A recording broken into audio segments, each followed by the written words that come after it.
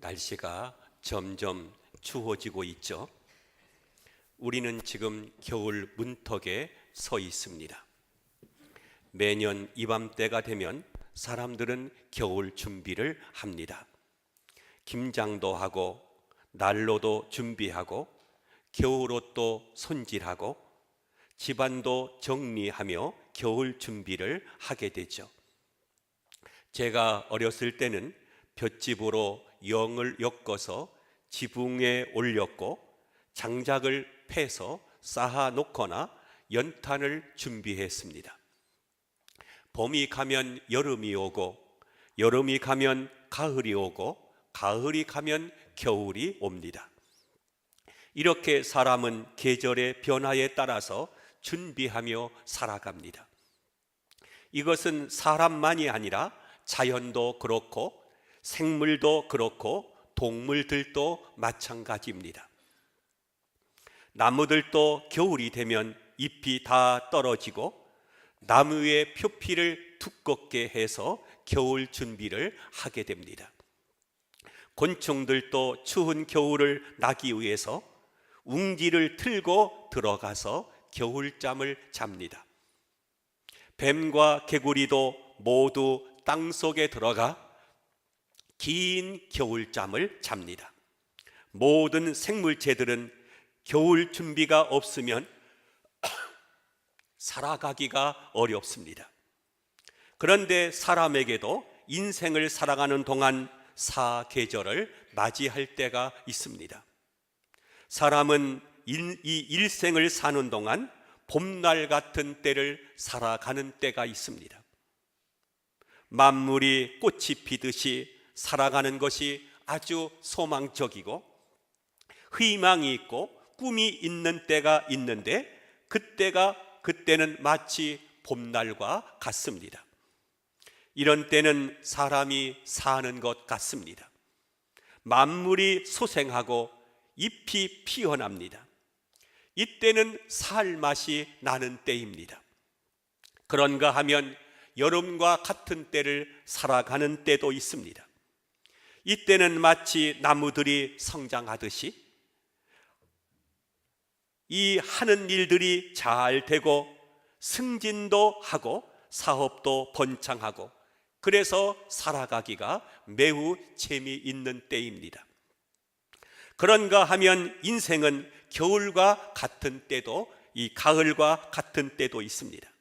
나무들이 열매를 맺고 아름답게 익어가고 성숙해져 가는 것처럼 인생이 원숙해져 가는 것입니다. 인생을 뒤돌아보면 무엇인가 이루어 놓은 것이 있어서 성취감을 느낄 때입니다. 인생은 그런 맛에 사는 것입니다. 그런데 살아가다 보면 그런 때만이 있는 것이 아닙니다. 때로는 겨울과 같은 때도 있는 것입니다. 이때는 마치 인생이 겨울과 같이 추운 때입니다. 갑자기 낭패를 당하고 고난을 당하고 아픔을 당해서 놀라고 당황하고 눈앞이 캄캄해집니다. 그때가 바로 인생의 겨울입니다. 그때는 인생이 너무 추워서 낙담스럽고 고뇌스러운 때입니다. 이때를 가리켜 인생의 겨울이라고 말합니다. 이렇게 찾아오는 인생의 겨울은 대략 몇 가지가 있습니다. 하나는 실직했을 때입니다. 오늘날의 이 문제가 심각한 문제로 대두되고 있습니다. 잘 나가던 직장에서 갑자기 실직을 당합니다. 그러면 온 가정에 갑자기 추운 겨울이 닥쳐옵니다. 한파가 몰아치고 풍파가 일어나게 되고 그래서 당황하고 불안해합니다. 여러분, 가장이 어느 날 갑자기 실직을 당했다고 생각을 해보십시오. 얼마나 앞이 캄캄하겠습니까? TV에서 바로 이런 문제를 다룬 그 드라마가 방영되기도 했습니다.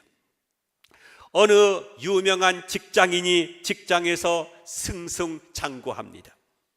말하자면 잘 나가는 셀러리맨입니다. 이 사람은 직장에서 감원 돌풍이 불어와도 마음이 편안합니다. 왜냐하면 직장에서 그 능력을 인정받고 있기 때문입니다. 그래서 자기가 감원의 대상이 되리라고는 꿈에도 상상하지 못합니다. 그래서 실직한 친구들이 찾아와서 처량한 자기 신세 이야기를 하게 되면 연민의 눈으로 바라보기도 합니다. 그런데 어느 날 자기에게 감원 통보가 왔습니다. 눈앞이 캄캄합니다. 갑자기 집안에 한파가 몰아닥친 것입니다. 말하자면 추운 겨울이 닥친 것입니다. 전혀 준비하지 못하고 예측하지 못한 상태에서 추운 겨울을 맞이하게 된 것입니다. 그러니 얼마나 황당하고 자신이 처량하겠습니까? 갑자기 명예퇴직을 당하고 나서 너무나 허망한 나머지 술로 소일하다가 나중에는 알코올 중독자가 되기도 하고, 또 어떤 사람은 정신적인 질환까지 발생해서 병원을 찾고 고생하는 분들을 우리는 보게 됩니다. 말하자면 이것이 인생의 겨울인 것입니다. 그런가 하면 건강의 겨울이 찾아오기도 합니다. 일밖에 모르던 사람이 어느 날 갑자기 건강을 상실하고 말았습니다. 생전 겨울을 모르고 일만 하던 사람인데 몸이 이상해져 진찰을 해보니 중한 병입니다. 그래서 꼼짝을 하지 못하고 병원 침대에 눕게 된 것입니다. 그 결과 일터도 잃어버리고 또 꿈도 잃어버리고 미래도 다 잃어버렸습니다. 얼마나 심각한 일이겠습니까? 그래서 인생은 장담할 이 일도 아니고 또 자만해서도 안 되는 것입니다. 또 어느 날 갑자기 찾아오는 실패가 아주 추운 겨울이 될 수가 있습니다. 잘 나가던 사업이 갑자기 기우뚱하더니만 부도가 났습니다. 남들만 부도 나는 줄 알았는데 알고 보니 남의 일이 아니었습니다. 사업이 잘 될 때는 사람들이 그렇게 모여들고 이렇게 사람들이 찾아오더니 부도가 나니까 사람들이 하나 둘씩 주변에서 떨어져 나가기 시작합니다. 그리고 자신이 초라해지고 낭떠러지로 떨어지는 기분입니다. 그러니 그 겨울이 얼마나 춥겠습니까? 가장 외롭고 고독하고 쓸쓸하고 견디기 힘든 그런 겨울인 것입니다. 어느 중소기업 사장이 사업을 견실하게 잘 하다가 IMF 때에 어느 날 갑자기 부도가 났습니다. 너무나 감당하기 어려웠습니다. 사면 초가입니다. 가족을 보기가 민망했습니다. 사람들 보기가 부끄러워졌습니다. 그리고 무엇보다도 자기 자신에게 견딜 수가 없었습니다. 그래서 그만 그는 목숨을 끊고 말았습니다. 그 겨울이 얼마나 추웠으면 그랬겠습니까? 계절적인 겨울은 3개월 정도 지나면 끝나게 되지만 인생의 겨울은 정해진 기간이 없습니다. 계절적인 이 1년이 가고 10년도 가고 어느 때는 20년도 갑니다. 언제까지라고 하는 기한이 없는 것입니다. 그래서 인생의 겨울은 더 추운 것입니다. 누가 나에겐 실패가 없다라고 자신 있게 말할 수 있는 사람이 여러분 중에 누가 있겠습니까? 그럴 수만 있다면 그 인생이 얼마나 좋겠습니까? 망망대해를 항해해도 무사히 돌아온다고 하는 보람만 있다면 그 하나가 얼마나 낭만적이고 스릴 있고 기분 좋은 여행이 되겠습니까? 그래서 인생의 주변에는 언제나 탄식이 있고 고뇌가 있고 몸부림이 있고 또 눈물이 있는 것입니다. 그런 면에서 우리는 인생을 살아가는 동안 겸손해야 됩니다. 자만하지 말아야 합니다. 그리고 장담하지 말아야 합니다. 섰다 하는 자는 넘어질까 조심하라고 성경은 말씀하고 있습니다. 오늘 본문을 보면 갑자기 제자들에게 추운 겨울이 몰아닥쳤습니다. 전혀 예상하지 못한 고난을 당한 것입니다. 제자들이 예수님과 함께 배를 타고 갈릴리 바다를 건너갑니다.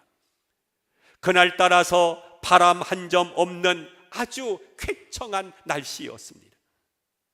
그래서 제자들은 겨우 이 여유를 가지고 한가롭게 강을 건너고 있었습니다. 항해를 그렇게만 할 수 있다고 하면 얼마나 좋겠습니까? 그런데 갑자기 사나운 광풍이 불어닥쳤습니다. 23절에 보면 광풍이라고 했습니다. 다시 말하면 미친 바람이라는 것입니다. 돌풍입니다. 회오리 바람인 것입니다.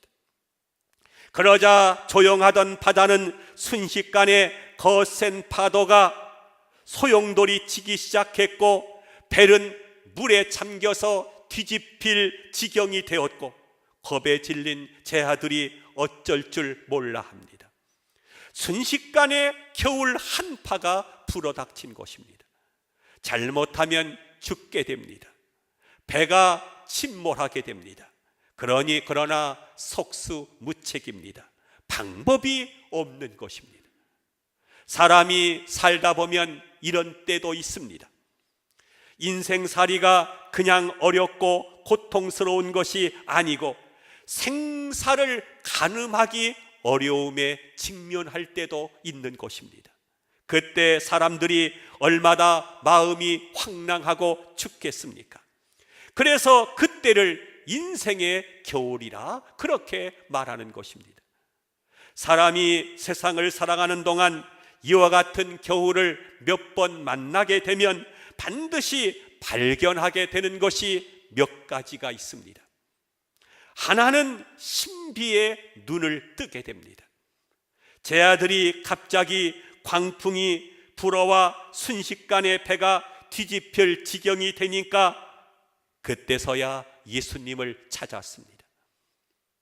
24절에 보면 주여 우리가 죽게 되었나이다. 그러자 예수님께서 일어나셔서 바람과 물결을 꾸짖으셨다고 했습니다. 그러자 순식간에 그 바다가 잠잠하여졌습니다. 24절에 보면 이에 그쳐 잔잔하여지더라 라고 말했습니다.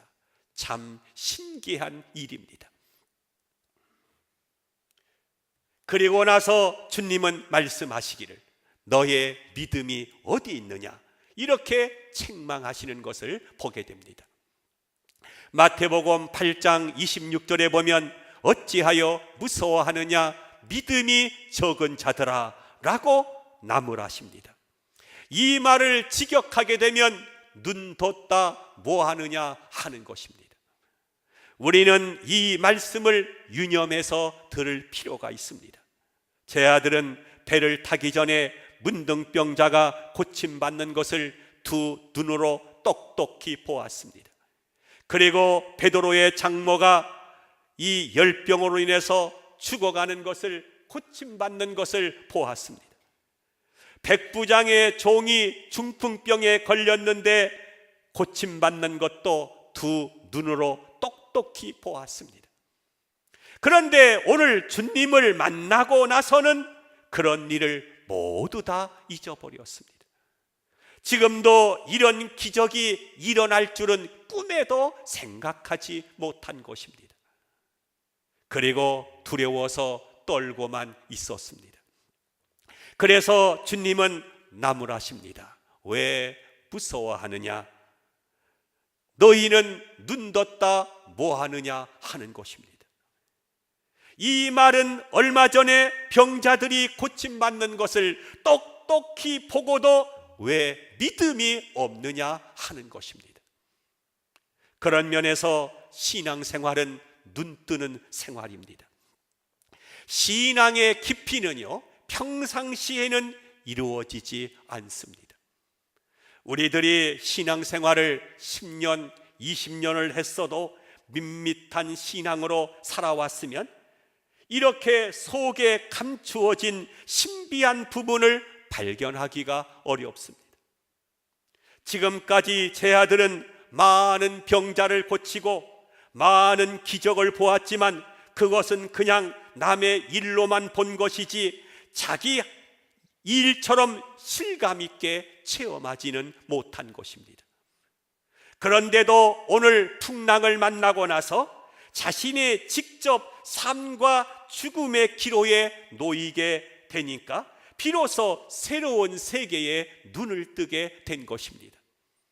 그래서 인생을 살아가는 동안 당하는 위기는 사람들에게 신비의 눈을 뜨게 해줍니다. 욥은 고난의 추운 겨울을 보낸 후에 이렇게 말합니다. 욥기 42장 5절입니다. 내가 죽게 대하여 귀로 듣기만 하였사오나 이제는 눈으로 배옵나이다 라고 했습니다.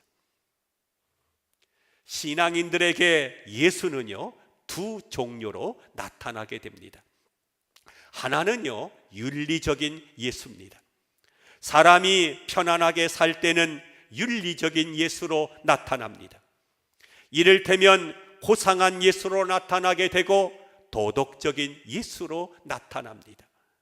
그런데 이때의 예수는 그 사람에게 아무런 위력이 없습니다.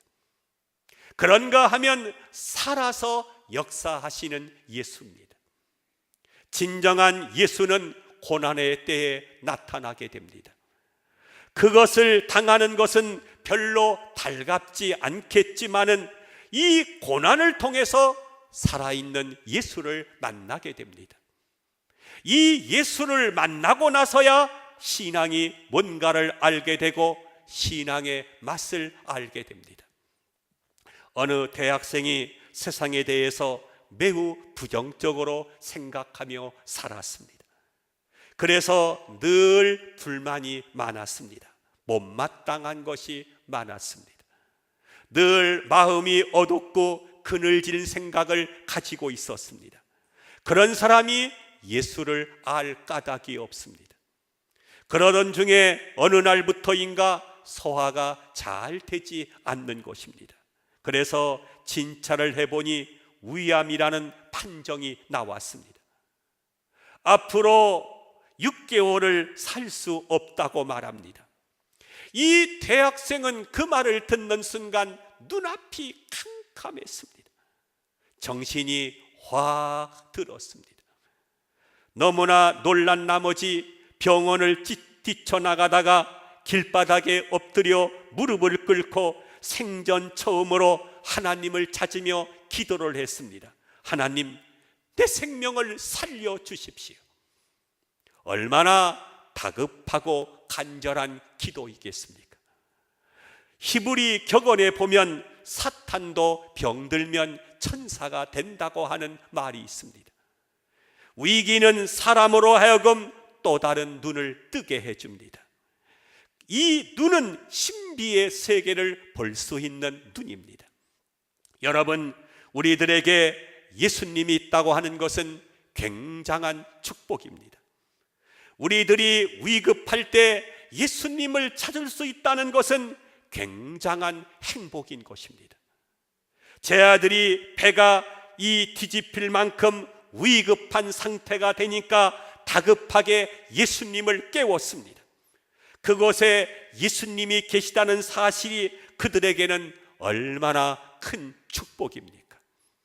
다급할 때 깨울 수 있는 사람, 그래서 도움을 받을 수 있다는 사람이 있다는 것은 커다란 축복일 것입니다. 사람들이 가끔씩 눈물과 한숨과 비명을 지르게 되는데 왜 그런지 아십니까? 그것은 살려고 하는 의지가 있기 때문입니다. 죽을 사람에게는 비명이 없습니다.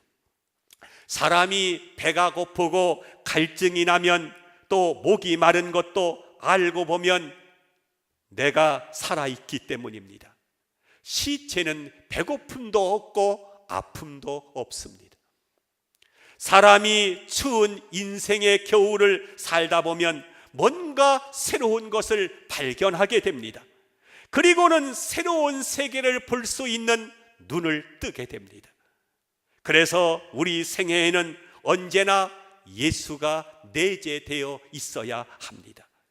예수님께서 내 안에 확실하게 자리 잡고 있지 아니하면 갑자기 추운 겨울이 닥쳐올 때 낭패를 당하게 되기 때문입니다. 갑자기 풍랑이 올 때 깨울 사람이 없습니다. 찾아갈 사람이 없습니다. 그러면 그때 우리는 속수무책입니다. 그래서 우리에게는 예수님이 필요합니다. 그 예수님은 우리의 목자가 되어 주십니다. 그래서 푸른 초장으로 쉴만한 물가로 인도해 주십니다. 우리의 주인 되십니다. 그분은 우리를 일으켜 세워주는 지팡이가 되시는 것입니다. 그 예수님이 여러분의 인생을 주관하셔서 어떠한 파도나 인생의 추운 겨울에도 예수님과 함께 예수님의 손을 붙잡고 승리하며 살아가는 우리 모두가 되어지기를 주의 이름으로 축복하며 축원함을 드립니다. 기도합니다.